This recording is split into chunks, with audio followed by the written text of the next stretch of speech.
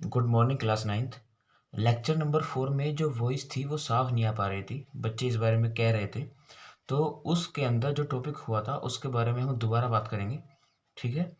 तो उस टॉपिक के अंदर जो हमने बात करी थी एनर्जी के बारे में। तो हमें जानना है कि व्हाट इज़ एनर्जी। तो it is the ability to do work. अब ये कॉमन सी बात है, अगर आपको कुछ भी काम करना है, कुछ वर्क करना है, तो उसे करने के लिए आपके पास एनर्जी का होना बहुत ज़रूरी है। ठीक है। तो एनर्जी क्या है? किसी भी काम को करने के लिए आपको जिस चीज़ की ज़रूरत पड़ेगी वो ही क्या है? एनर्जी है। अब आपकी बॉडी के अंदर एनर्जी ज़्यादा होगी तो वर्क भी क्या होगा? ज़्यादा होगा। और आपकी बॉडी के अंदर एनर्जी कम होगी तो वर्क भी क्या होगा? कम ही होगा। ठीक है। तो किसी भी काम को करने के लिए आपको क्या चाहिए? एनर्जी। तो energy is the ability to do any work. ठीक है।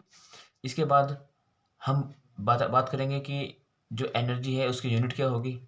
उसकी यूनिट क्या होगी? जो यूनिट वर्क की होगी वही सेम टू सेम क्या होगी? एनर्जी की ही होगी, क्योंकि एनर्जी के ऊपर ही वर्क डिपेंड करेगा। ठीक है। तो वर्क की यूनिट क्या होती है आपकी? जूल। तो एनर्जी की यूनिट भी क्या होगी आपकी? जूल ही होगी। ठीक है।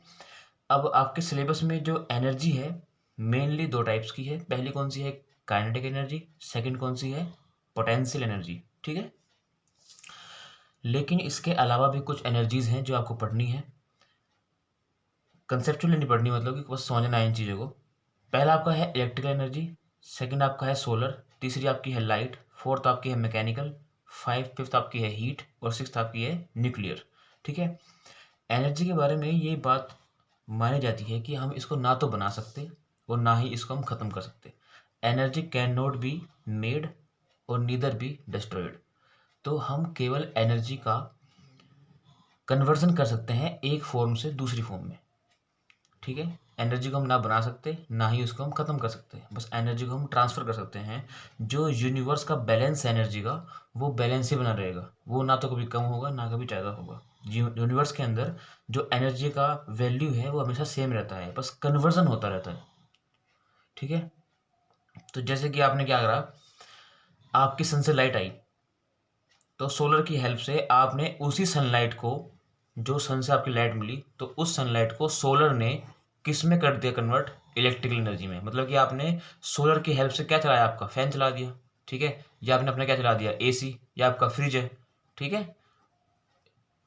अब ये आपका एसी, फ्रिज या फैन ये चला किसकी हेल्प से है? जो एनर्जी सोलर में आई थी। तो सोलर ने किया क्या है कि सनलाइट को सोलर की हेल्प से कहाँ बदल दिया गया? इलेक्ट्रिकल एनर्जी में कन्वर्ट कर दिया गया। तो यहाँ पे खाली क्या हुआ? एनर्जी का कन्वर्जन हुआ। सेकंड देखो जरा आप, जैसे कि जब आप घर का जो स्विच बोर्ड होता है उसे ऑन करते हैं तो उसमें कौन सी एनर्जी होती है? इलेक्ट्रिकल। ठीक है। अब इलेक्ट्रिकल एनर्जी कहाँ जाएगी? ट्यूब के अंदर। तो ट्यूब ग्लो करेगी। ठीक है। ग्लो करने के बाद ट्यूब के अंदर कौन कौन सी एनर्जी बनेगी? एक बनेगी आपकी लाइट एनर्जी और साथ में कौन सी बनेगी? आपकी हीट एनर्जी। मतलब कि ट्यूब जो है, आपके जो बल्ब है उसमें ग्लो भी होगा, वो जलेगा भी, और साथ में उसके अंदर हीट भी बनेगी। तो आपने यहाँ से क्या करा?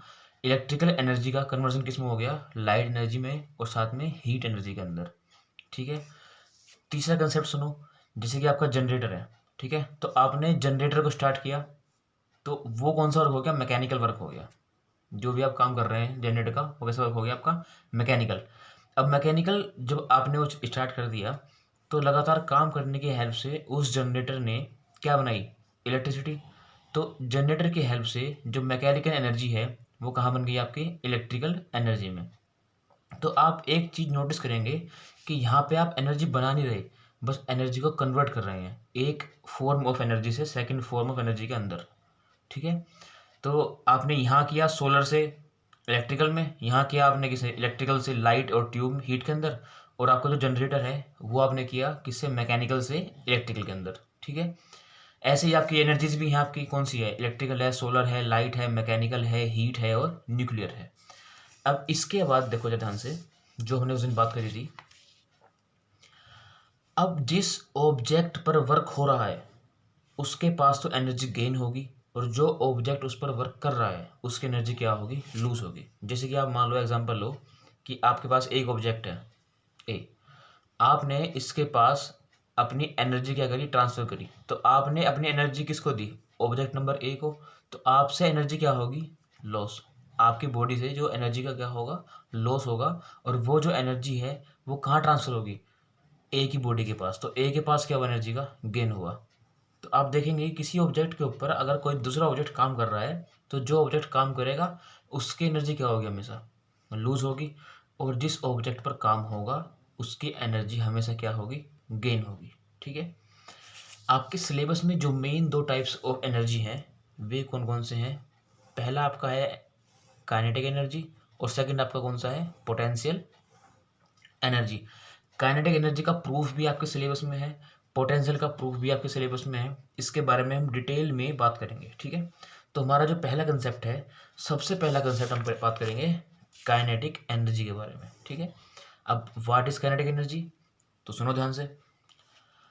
अगर किसी ऑब्जेक्ट के अंदर उसके मोशन की वजह से एनर्जी बन रही है, ठीक है, तो उसे बोल देंगे उसकी काइनेटिक एनर्जी। मतलब कि मान लो कोई ऑब्जेक्ट है वो लगातार चल रहा है, तो चलने की वजह से उसके अंदर जो एनर्जी बनी उसको हम बोल देंगे उसकी काइनेटिक एनर्जी। कोई बस है वो तेजी में ट्रेवल कर रही है, अगर वो बस तेजी में ट्रेवल करेगी तो उसके अंदर क्या बनेगी, एक एनर्जी बनेगी।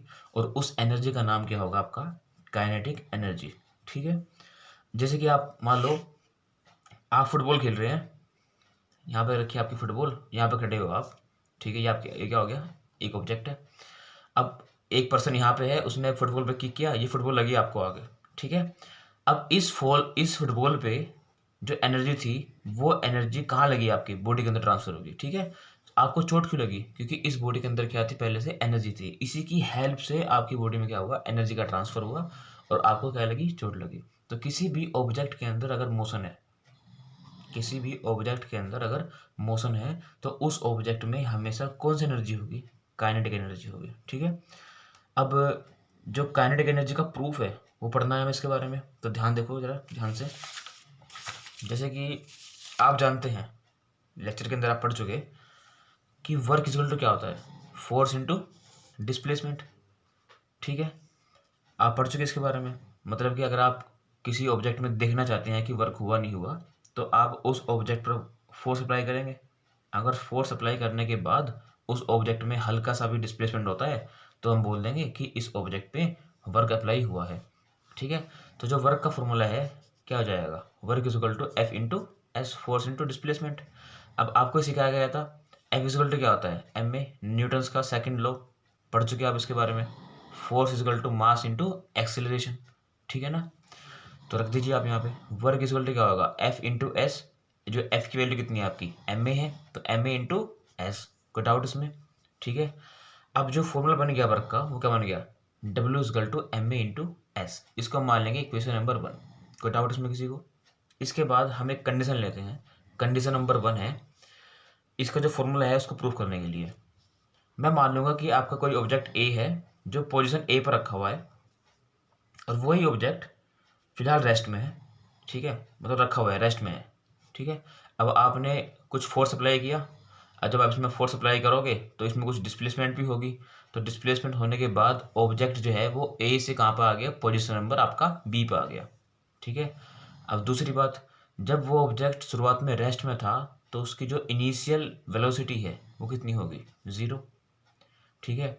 और जब वो मोशन में आ गया तो उसकी जो फाइनल वेलोसिटी है कितनी जाएगी, आपकी v हो जाएगी। पता है इसके बारे में सबको। ठीक है। अब देखो जरा, आप जानते हैं कि न्यूटन्स का जो थर्ड इक्वेशन है वो क्या था आपका, V square is equal to U square plus 2a into S. ठीक है। आप जानते हैं कि शुरुआत में ऑब्जेक्ट रेस्ट में है तो आपका u कितना होगा, 0 होगा। ठीक है। तो आपका क्या जाएगा, V square is equal to 2a into S. U क्या हो गया आपका, 0 हो गया। 0 में आप कुछ भी ऐड करोगे क्या आएगा, वो नंबर आएगा।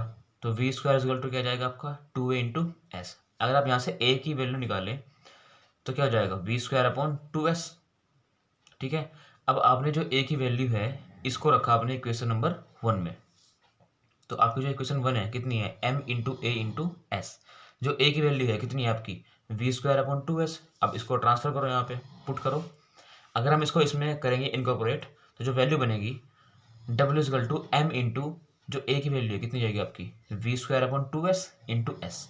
देख रहे हैं आप इसमें m इंटू जो ए की वैल्यू कितनी है, V square upon 2s into S. आप s से s कट कर देंगे तो जो वर्क की वैल्यू होगी कितनी होगी, 1/2 m इंटू वी स्क्वायर।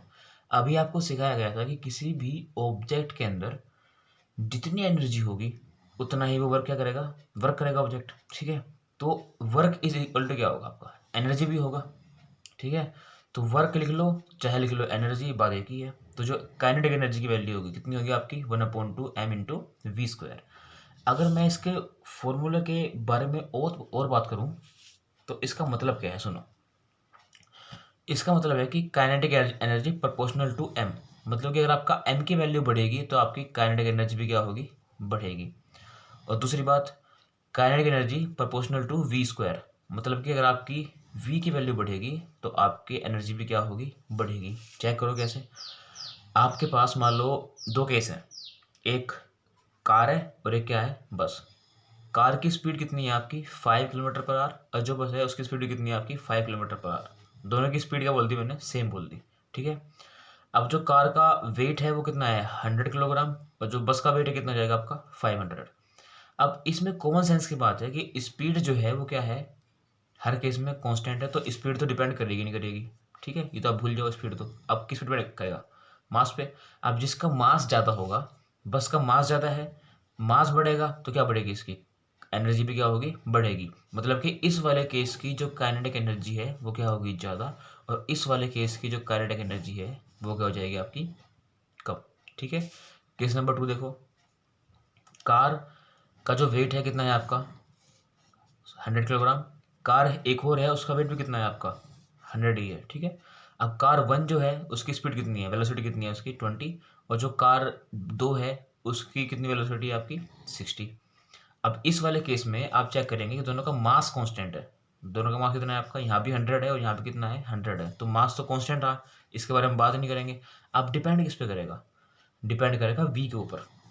ठीक है, अब चेक करो जरा, जिसका v ज़्यादा होगा उसकी एनर्जी भी क्या होगी, ज़्यादा।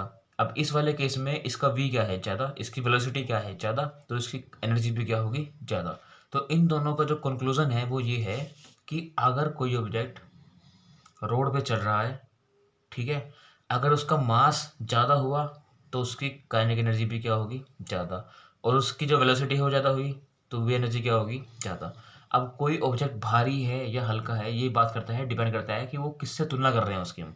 ठीक है, जैसे कि मान लो आपने एक कार ले ली, अब कार की जो आप कंपैरिजन करोगे वो किससे करोगे, बस से करोगे, तो सीधी सी बात है अगर बस की स्पीड भी 20 है और कार की स्पीड भी 20 है, और बस का मास आप मान लो कि 1000 किलोग्राम है, और जो कार का मास है आप मान लो कि आपका 100 किलोग्राम ही है।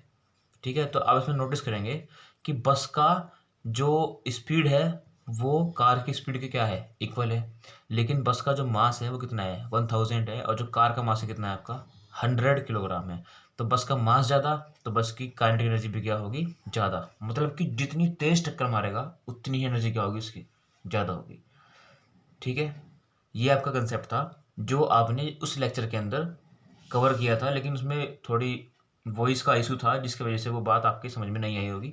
तो उम्मीद करता हूँ कि आपकी ये बात हो चुकी क्लियर। अगर फिर भी कोई डाउट है तो आप मुझे मैसेज कर दें। ठीक है, और अपना सारा का सारा वर्क कंप्लीट करके चेक जरूर कराएं। Thank you.